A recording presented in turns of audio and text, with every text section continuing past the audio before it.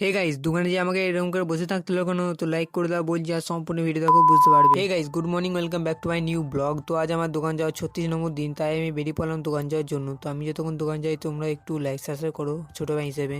তোমরা ভিডিও দেখছো কিন্তু লাইক সাবস্ক্রাইব করছো না, ছোটো ভাই হিসেবে প্লিজ সাবস্ক্রাইব করে দিও এবং ফলো করে দিও। দোকানে যে পৌঁছে এরকম জায়গায় পার্কিং করে দিয়েছি আমার কেটিএমটা প্রতিদিনের মতো, যেখানে আমি প্রতিদিন কেটিএমটা পার্কিং করি। আমার 3 কোটি টাকা কেটিএমটা পার্কিং করা গেলে খানিকক্ষণ বসেছিলাম কাস্টমার আসার জন্য। কাস্টমার না আসায় আমি দোকানের সামনে তোমাদেরকে দেখিয়ে দিলাম দোকানের সামনেটা একটাও কাস্টমার নেই এবং একটাও মাল টাকা নেই। তোমাদেরকে অনেকদিন দোকানের ভেতরে দেখানো হয়নি, তাই আমি তোমাদেরকে একবার দেখিয়ে দিলাম তোমাদেরকে দোকানের ভেতরটা, এবং আমি দোকানের ভেতরেই ঢুকেছিলাম। ফাইনালি তোমাদেরকে দোকানের ভেতরে দেখানো হয়ে গেলে রাস্তা ধারে বসেছিলাম এবং গাড়িগুলোকে দেখছিলাম আমি প্রতিদিনের মতো। গাড়িগুলো দেখানো হয়ে গেলে ফাইনালি অনেক দেরি হয়ে গেছিলো দোকানের থেকে বাড়ি যেতে, তাই দোকানটা আমি লাগিয়ে দিচ্ছি। দোকানটা লাগানো হয়ে গেলে আমি এখন বাড়ি যাই। তোমরা এরকম নতুন নতুন ইলেকট্রনিক্সের গ্যাজেট রিপেয়ারিং করা ভিডিও দেখতে চাও, তোমরা লাইক করো এবং সাবস্ক্রাইব করো।